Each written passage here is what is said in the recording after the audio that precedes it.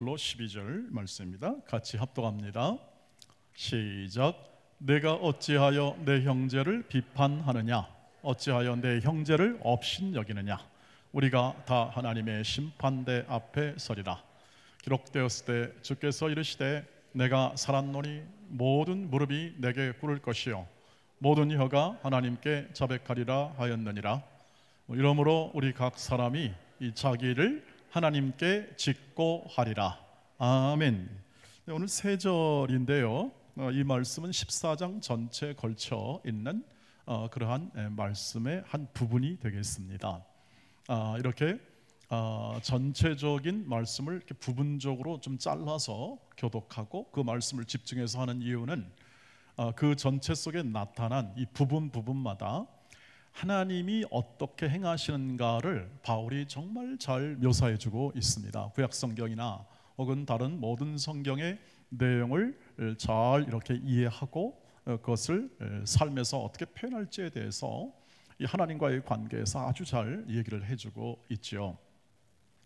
이 14장 전체를 보면은 비판하지 말아라, 그리고 어찌 업신여기느냐 이렇게 하지 말고 너희는 서로 용납하고 받으라 이렇게 얘기를 합니다.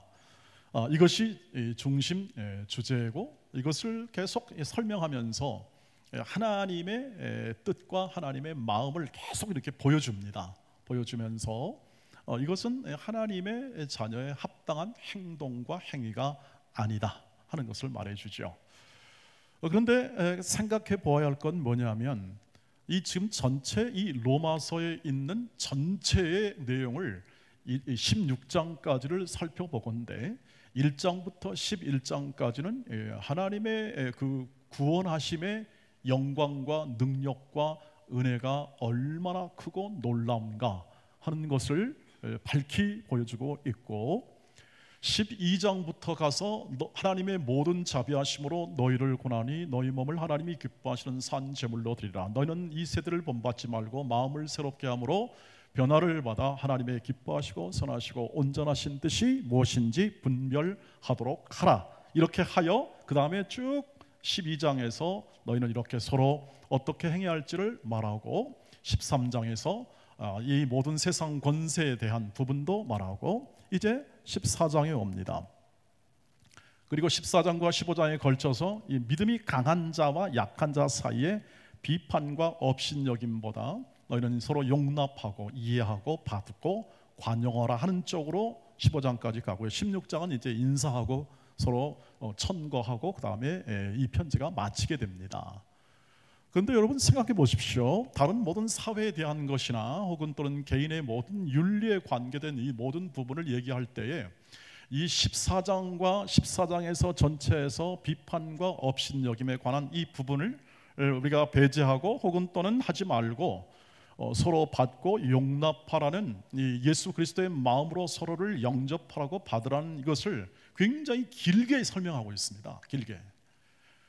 또 오늘 한 15장에 가보면 이 내용의 연장선상에 있습니다. 다.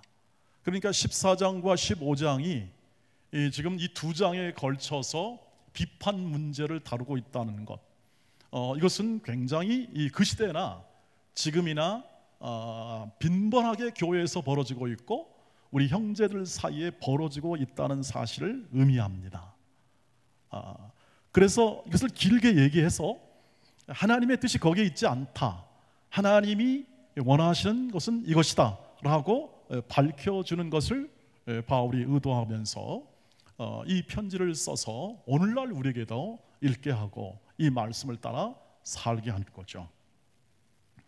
여러분, 오늘 말씀대로 왜 그 형제와 자매를 비판하는 것이 업신여기는 것이 되고 낮게 보는 것이 되고, 그리고 때로는 이것이 하나의 조롱이 되지 않습니까? 너는 그렇게 살 되겠냐 하면서 비꼬아 말하고, 그 다음에 이런 것을 통해서 사람의 마음에 상처를 주거나 혹은 또는 이 공동체를 어지럽게 하거나 분란을 일으키는 어떤 하나의 불씨가 되게 하는 그러한 일들로 되게 되는데, 여러분 이것이 왜 가당치 않느냐, 합당치 않느냐에 대한 분명한 이유를 얘기를 하죠. 10절 11절 먼저 보시기를 바랍니다. 하나님의 뜻을 보자는 거죠. 내가 어찌하여 내 형제를 비판하느냐, 어찌하여 내 형제를 업신여기느냐, 우리가 다 하나님의 심판대 앞에 서리라 라고 말을 하고요.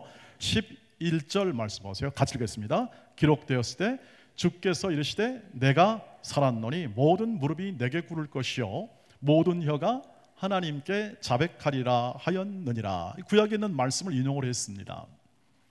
핵심 뜻은 뭡니까? 하나님이 심판자이시다. 모든 사람은 하나님의 심판대 앞에 서서 자신이 한 일에 대하여 모든 생각하고 말한 것에 대하여 다 고백할 날이 올 거다 얘기를 하고 있습니다. 그러면 이 말씀이 지금 심판하시는 하나님, 너희는 심판받는다, 이것을 강조하기 위하여 준 말이, 인용한 말이 아니라 사실은 하나님이 모든 것을 주관하고 다스리고 있다. 그리하여 너희 모든 각 사람은, 각 형제와 자매는 언제나 하나님의 심판의 날이 있을 것을 꼭 생각을 해라. 너희는 홀로 있는 것이 아니다. 하나님의 눈에 멀어져 있는 게 아니다. 하나님은 각 사람을 책임지시고 각 사람을 보호하시며 각 사람을 세워내고 계신다. 지금 이 공동체가, 이 말씀에 있는 공동체가 전부 다 믿는 사람 공동체를 두고 하는 말입니다. 세상에 두고 하는 말이 아니라 각각 이렇게 공동체 안에서 서로 신앙생활하고 있는 교회 안에다 두고 이 말씀이 전해지고 있습니다. 형제들, 각각 형제들 모든 사람은 전부 다 하나님 앞에서 이실직고하는 날이 온다. 그것은 뭐냐면 하나님이 지금 주관하고 계신다. 하나님이 형제와 자매, 우리가 말하는 지금 이 공동체를 하나님이 주관하고 계신다. 눈에 보이지 않지만, 너희가 다 이해할 수는 없지만 하나님은 틀림없는 하나님의 인도와 보호 아래 각 사람을 인도하고 있다. 그러므로 뭐하라? 비판하지 말아라. 그건 하나님 일에 개입하는 거다. 하나님의 뜻에 너희가 오히려 교만한 행동을 보이는 것과 같다. 이 얘기를 하고 싶은 거죠. 무슨 말이냐면, 하나님은 한번 부르신 이 하나님의 성도들 있지 않습니까? 성도들이 이 어디까지 갈 때까지 하나님이 굳건히 인도하시냐면, 각 사람에게 향한 하나님의 목적과 계획을 다 이루실 때까지 쉼 없이 하나님은 그 사람을 데리고 그 목적지까지 지금 이끌고 계시는 거죠. 그 하나님의 인도하심은 믿는 사람도 인도하시지만 심지어는 믿지 않는 사람도 그 하나님의 인도하심의 전체적인 인도하심에 벗어날 수가 없다. 이 뜻을 가지고 있습니다. 모든 사람입니다. 믿는 자든지 안 믿는 자든지 전부 다 하나님이 인도하시고 하나님 앞에 설 날이 오게 되는 겁니다. 그러니 하나님의 하시는 일, 이 하나님이 지금 한 사람 한 사람을 키워 한 사람 하나님이 자녀되게 하고, 하나님이 이 교회를 통해서 성도들을 불러 함께 격려하고 섬기고 서로를 세워주는 이 일을 비판과 조롱과 업신여김으로 한다는 것은 그건 교만 중에 교만이다. 이것을 얘기를 하는 거죠. 그러니까 그 삶은 너희들의, 즉 하나님의 자녀의 삶에 합당하지 않은 것들이다 하는 것을 이어서 얘기를 하고 있는 것을 볼 수가 있습니다. 실제로 그렇습니다. 실제로 지금 여기서 나타난 이 비판과 혹은 업신여김, 낮게 보는 거예요. 사람을 낮게 보는 거, 나보다 더 이렇게 하찮은 그러한 의견과 존재로 보는 겁니다. 그래서 이날 저날 혹은 믿음이 강한 자, 혹은 나는 내가 충분히 이 모든 일에 나는 판단할 자격이 있고 힘이 있어, 그러니 그것을 가지고 판단하고 비판하고 이 조롱하고 업신여김은 그건 뭔가 하는 거죠. 그건 하나님의 뜻에 개입하는 거예요. 하나님이 지금 이 사람에게는 이런 약점과 약한 점을 가지고 살아가게 하는 시점이 있는 겁니다. 그렇다고 이 사람이 영원히 이 약한 점이 있지는 않습니다. 왜요? 하나님의 뜻이 있으니까. 각 사람에게 하나님의 뜻이 있다는 거예요. 하나님이 절대로 그 사람을 소홀히 하지 않으십니다. 왜요? 당신의 아들을 주기까지, 하나님의 아들을 주기까지 사랑하시는 존재가 바로 내 형제요 자매요. 지금 이 자리에 앉아있는 사람들이라는 거죠. 우리 공동체라고 하는 거죠. 강해서가 아니라, 잘나서가 아니라, 똑똑해서가 아니라 하나님의 무한한 자비와 긍휼로 십자가로, 그리고 우리를 위해서 죽으시고 그 사랑으로 부른 사람들입니다. 그래서 교회는 십자가로 세워진다는 말이 그 뜻입니다. 그 십자가로, 사랑으로 구원하여 부르신 겁니다. 구원하여 불렀어요.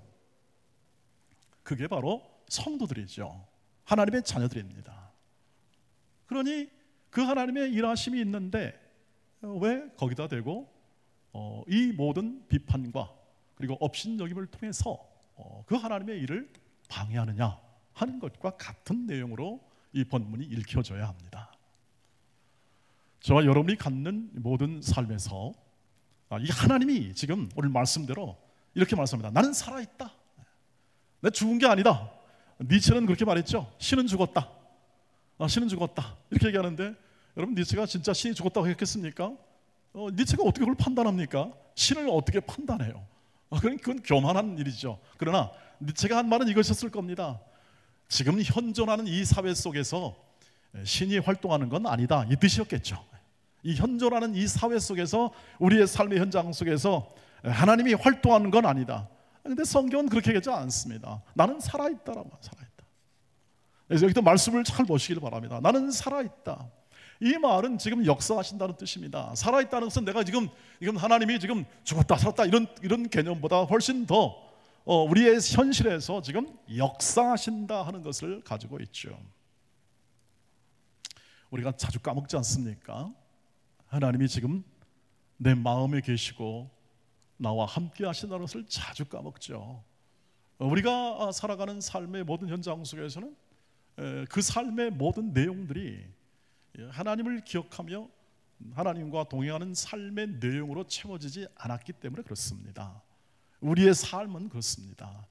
우리의 삶은 세상과 똑같이 살아가는 것처럼 보이지 않습니까?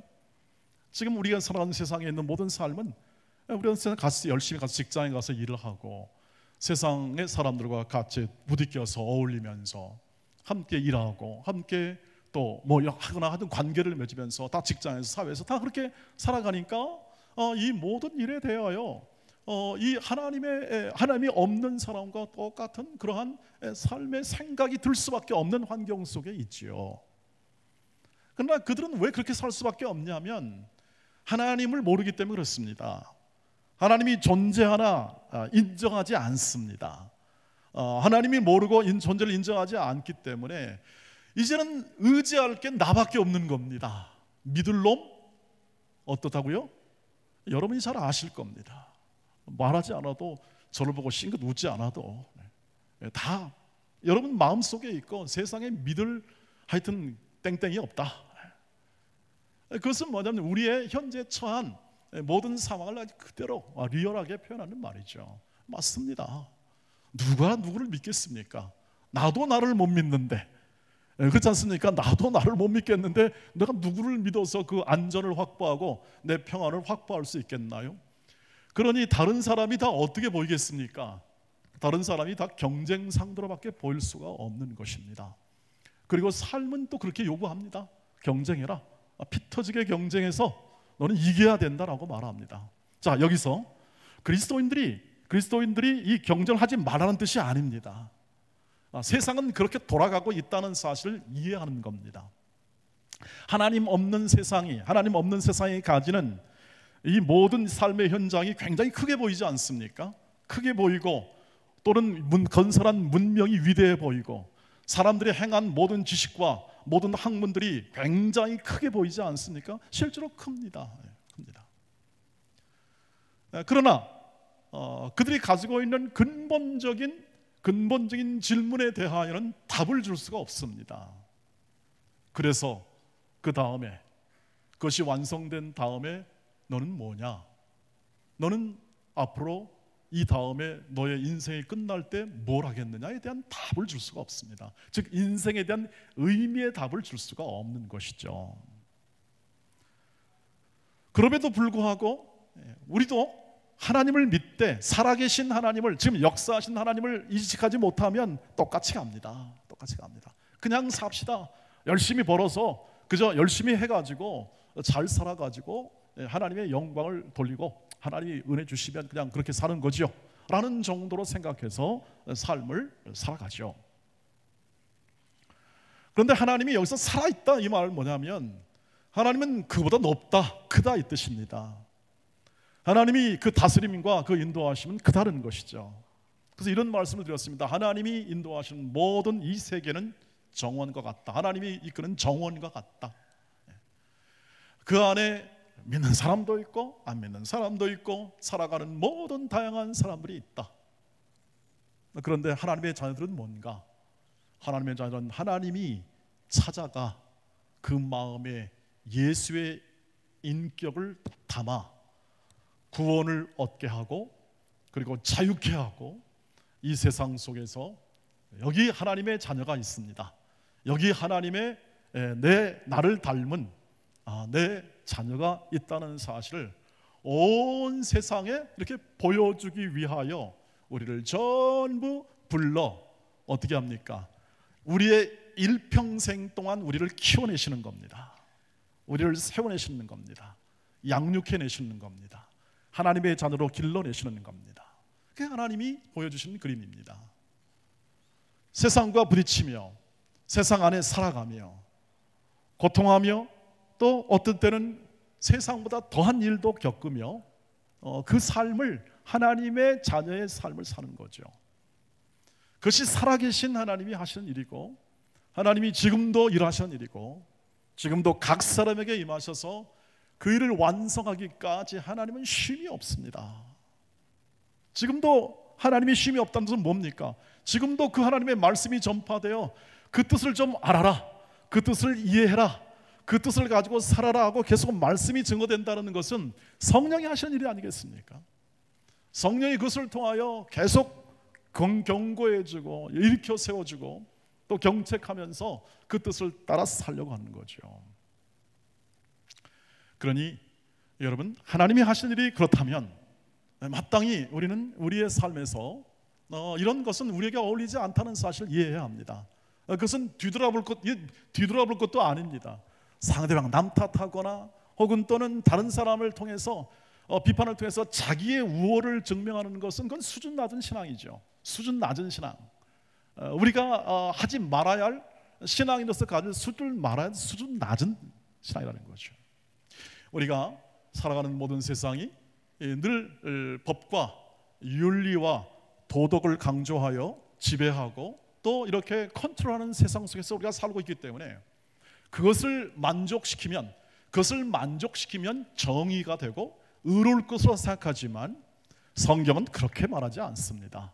성경은 그게 의가 아님을 얘기합니다. 그게 의였다면 바리새인들이 제일 의로웠을 겁니다. 바리새인들이 얼마나 정의로웠습니까? 바리새인들이 얼마나 하나님의 그 뜻을 따라 살려고 노력을 많이 했습니까? 여러분, 그것은 사실 본받아야 할 부분이죠. 그런데 예수님께서 책망을 했습니다. 왜 그 좋은 걸 가지고 비판하느냐? 왜 그 좋은 걸 가지고 너의 우월을 증명하고 차별하거나 혹은 소외시키냐 이 뜻이었습니다. 즉, 왜 넉넉해지지 못하냐? 왜 하나님의 말씀을 가지고 더 풍성해지지 못하느냐? 왜 그 좋은 걸 가지고 더 풍성한 삶을 살지 못하느냐? 고작 하나님의 자녀가 남을 비판하고 남을 그렇게 조롱하고 남을 업신 여기면서 자기를 증명하고 내가 더 낫다는 것을 하는 것, 그건 악이다, 교만이다, 하나님 앞에서 교만이다 이 뜻이죠. 죄악이다 이 뜻을 얘기하고 있습니다. 그것을 하지 말아라. 그건 너희가 올리지 않는다. 그럼 뭘 합니까? 오늘 12절 말씀 보겠습니다. 같이 보겠습니다. 시작. 이러므로 우리 각 사람이 자기 일을 하나님께 짓고 하리라. 아멘. 뭔 일을 합니까? 여기서 우리가 심판대 앞에 설 때 각각 자기 일을 전부 다 하나님 앞에 다 짓고 한다고 합니다. 다 고백해야 됩니다. 다 얘기합니다. 하나님, 저는 이렇게 살았습니다. 하나님, 이렇게 행했습니다. 하나님, 저는 이런 직분을 받아 이렇게 했습니다. 여러분, 달란트 비유 같은 거 있지 않습니까? 다 결산할 때가 온다고 하는 것이죠. 그 말은 뭡니까? 우리에게 주신 일이 있다는 겁니다. 우리에게 주신 일, 책임이 있다는 것을 말합니다. 우리에게 허락된 하나님의 뜻을 이루는 이 땅을 살아가면서 하나님이 하라고 하신 일이 있다고 하는 겁니다. 그 안에는 뭐가 포함될까요? 그 안에는 우리의 직업이 있습니다. 우리의 직분이 있습니다. 하나님이 주신 직분이죠. 직업이 우리의 소명이 되려면 하나님이 개입되지 않고는 소명이 될 수가 없습니다. 그냥 직업이 아니라 하나님, 이것은 내 인생 가운데 하나님은 저를 인도하시면서 제게 준 직업입니다. 그때부터는 소명이 됩니다. 하나님을 생각하며 하나님의 뜻을 따라 행하는 것은 다 소명이 되는 거죠. 하나님을 믿는 믿음으로 하는 것은 다 소명이 되는 거죠. 그러나 직업적 부분도 있습니다. 크게 보면 그렇다는 것이죠. 어머니, 아버지, 부모로서, 그리고 할아버지, 할머니로서 우리의 삶에서 하나님이 주신 모든, 하나님께서 주신 지위 혹은 또는 직책 혹은 직분, 이것을 성실하게 하라 이 뜻입니다. 이것을 바로 직관이라는 뜻은 이런 일들을 하나님이 주었다. 너희가 할 일, 너희가 추구하고 성실해야 할 모든 일은 하나님이 하라고 주신 일에 대하여 성실하는 거다. 비판과 조롱은 업신여기면 너희의 일이 아니다. 그건 세상 사람들이 하는 일이고, 세상 사람들과 학임해라, 열심히 하라고 해라. 그걸로 밥 벌어먹고 살고 그것을 가지고 자기 만족으로 사는 사람들은 그렇게 하라고 해라. 그러나 하나님의 자녀들로 살아가는 사람들, 하나님의 뜻대로 사는 사람들, 하나님의 일하심과 하나님의 말씀에 순종하여 사는 사람들은 뭘 하는가?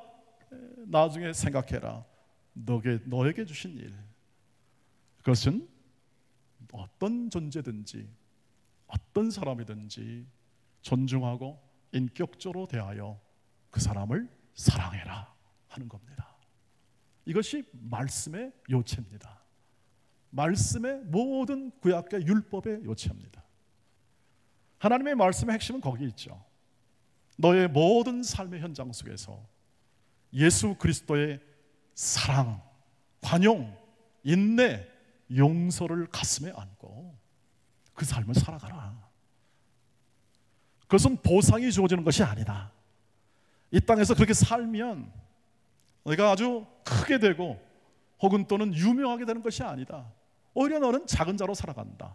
예수께서 묻힌 예수께서 드러나지 않죠. 모욕과 멸시 가운데, 죽음 가운데 살았던 그 모든 연약함 속에 살았던 예수 그리스도의 삶.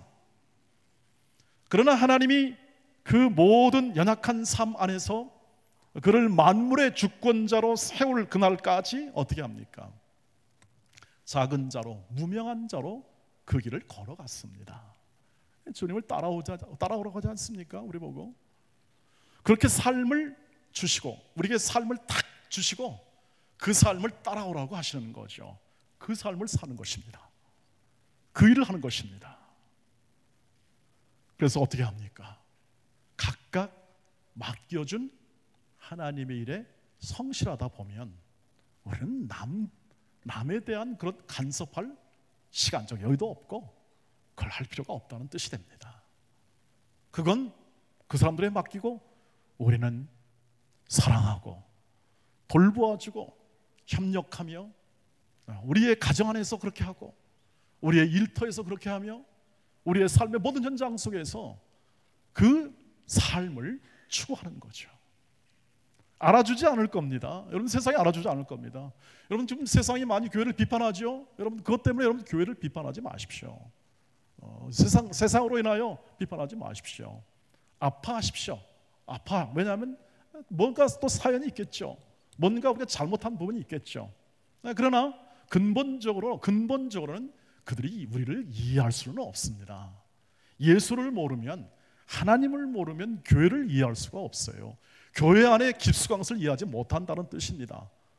그런 상황 속에서 우리까지 거기다 대고 할 말은 지혜롭지 못합니다. 지혜롭지 못하다는 뜻입니다. 우리가 하는 일은 우리 일에 전념하는 겁니다. 우리가 하는 일이 있지 않습니까? 하나님의 자녀 일을 전념하십시오. 하나님의 자녀로서 직장에서나 어디서나 성실하십시오. 성실. 말씀드린 대로 모든 이 땅에 있는 모든 시민보다 훨씬 더 모범적인 시민이 성실함입니다. 그게 복입니다. 우리에게 준 복이에요. 우리에게 준 복은 성식과 성실과 정직입니다. 하나님 앞에서 사는 삶이기 때문에 그렇게 살 수밖에 없어요. 우리 다 내 말 하고 싶은 대로, 다 뭐든 하고 싶은 대로 사는 존재가 아닙니다. 우리는 하나님께 붙들림 바 되어 하나님의 자녀가 되어 오늘 붙들려 와 있는 거지 않습니까? 하나님의 십자가로 묶여져 왔습니다. 하나님이 그래서 교회는 십자가로 세울 뿐만 아니라 주 예수 그리스도의 사랑으로 묶어 우리 각 성도들을 각 사람을 통해서 서로 협력하고 버팀목이 됨을 통해서 각 사람을 세우기 위하여 우리를 불렀습니다. 유명한 자를 부르는 것이 아니라, 똑똑한 자를 부르는 것이 아니라 연약한 자를 불러 어떻게 합니까? 예수님을 증언하시겠답니다. 그게 참 놀랍습니다. 연약한 자를 불러 예수를 증언하겠답니다. 크고 위대한 사랑을 증언하겠답니다. 납득이 안 됩니다. 솔직히 말하면 납득이 안 됩니다. 전 자신 없습니다. 여러분 자신 있으십니까? 그 자신 있으십니까? 우리 하나 믿음 건사하기도 바쁜데 예수의 사랑을 어떻게 나타내요? 그것은 어렵습니다. 그러니까 우리는 믿음으로 삽니다. 그거 못하겠습니다. 그거 잘 못하겠습니다. 그러나 우리 안에 계신 성령께서 어떻게 합니까? 괜찮다? 너는 자유하다. 마음껏 사랑해라. 마음껏 사랑해라 이 뜻입니다. 내 이웃을 사랑해라. 뭐 한 사람도 사랑해도 어렵죠. 그러나 하나님이 주신 곳에서 마음껏 사랑해 보아라. 괜찮다. 너 먹을 것 입을 것 전부 다 내가 다 돌볼 거다. 염려하지 말아라. 내가 세상 끝날까지 동행하며 너를 세워내고 너를 잡아서 하나님의 위대한 이 하나님의 자녀의 합당한 자리로 세울 거니까 먹을 것 입을 것 세상의 염려와 걱정으로 인하여 그것을 걱정하여 두려워하고 주춤하지 말고 사랑으로 종로로 되라. 겸손과 순종으로 옷 입어 그 삶을 살아라. 어디 가나 그렇게 살아라 이 뜻입니다. 너의 삶에 있는 어떤 곳이든지 그 삶을 살아. 하나님의 일하심 속에 너를 전하도록 해라. 그러니까 대개 모든 일들은 어떻게 이루어집니까? 아주 생고생 많이 하지 않습니까? 여러분 고생 많이 하죠. 가정에서 겪는 고난이 있습니다. 여러분 일터에서 뭔가를 평화롭게 해결하고 하기 위해서 겪는 고난들이 많습니다. 여러분이 그 믿음을 지키려고 했을 때 다가오는 수많은 도전들이 엄청나게 많습니다. 어떤 도전들이 있습니까? 뭐 그렇게 예수 믿는다면서 그래요? 뭐 그러면서 아주 이렇게 그렇지 않습니까? 그렇게 아주 시험도 하기도 하고 그렇습니다. 당연합니다. 예수 그리스도를 알지 못하고 세상에 자기 것으로 모든 소망을 삼는 자들의 모든 요구와 모든 압력 이런 것들은 언제나 늘 우리 안에 있고 우리 곁에 있습니다. 그런데 오늘 기억하십시오. 우리의 모든 삶 가운데 하나님이 친히 이루십니다. 하나님이 친히 이루십니다. 그 믿음으로 사십시오. 하나님이 친히 이루십니다. 기도하겠습니다. 자비하신 주님, 거룩하신 주님, 우리를 친히 이루시고 주 예수의 날까지 이루실 줄 믿습니다. 그 삶을 이루기까지 우리의 삶 가운데 오직 예수로 소망을 삼고 십자가를 따라 우리의 모든 주어진 일, 하나님이 하라고 하신 일, 내 마음에 담겨 오직 그 뜻을 따라 충성스럽게 가는 일에 성실하게 하옵소서. 성실하게 하옵소서. 예수님의 이름으로 기도하옵나이다. 아멘.